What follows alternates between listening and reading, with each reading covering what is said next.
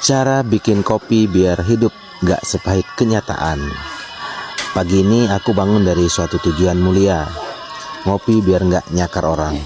Pertama, siapkan gelas kosong, seperti dompet tanggal tua. Masukkan kopi secukupnya, jangan terlalu banyak. Nanti jantung kamu deg-degan loh. Bukan karena cinta, tapi karena kafein. Tuangkan air panas biar kayak hubungan kita, panas di awal, dingin di akhir. Aduk pelan-pelan, kayak kamu nyusun alasan kenapa belum balas chatnya dia. Mau tambahin gula? Ya terserah. Hidup kamu udah manis belum? Kalau udah, bohong tuh.